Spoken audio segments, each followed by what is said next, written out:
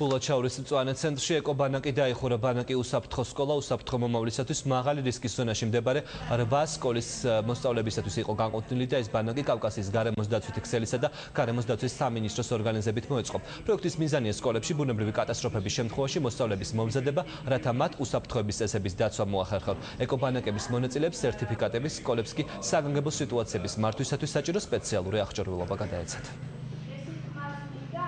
Დაცვის სამინისტრო განსაკუთრებით ბედნიერია დღეს, რომ კიდევ ერთი პარტნიორი დაგვემატა ეკოკლუბების ორგანიზების საკითხებში. სენთან ერთად დღეს უკვე ჩვენი პარტნიორი იყვნენ სხვადასხვა რეგიონის მოსწავლეები ჩართულები, 2 კვირის მანძილზე დღეს დაჯილდოვდნენ საუკეთესოები და ძალიან დიდი იმედი გვაქვს, რომ კიდევ უფრო ბევრი პარტნიორი ორგანიზაცია შემოგვიერთდება იმაში, რომ რაც შეიძლება უფრო დიდი მასშტაბებით დავფაროთ საქართველოს ახალგაზრდობა მსგავსი აქტივობების მეშვეობით. მოხდა ტრენინგი მასწავლებლების და ბუნებრივი კატასტროფების მოხდა შეფასება საქართველოს 8 სკოლაში, იმ შეირჩა სკოლები, რომლებიც ყველაზე ძალიან გრძნობიარი და სენსიტიურები არიან ბუნებრივი კატასტროფების მხრივ და ეს პროექტი შეჯამდა და დასრულდა იმით, რომ ამ 8 სკოლის 24 მოწაფე, გამორჩეული მოსწავლეები მოხვდნენ ეკობანაკში, საგანმანათლებლო ბანაკში, სადაც მოხდა ისეთი საკითხების სწავლა, როგორც არის ბუნებრივი კატასტროფების მართვა, კლიმატის ცვლილება.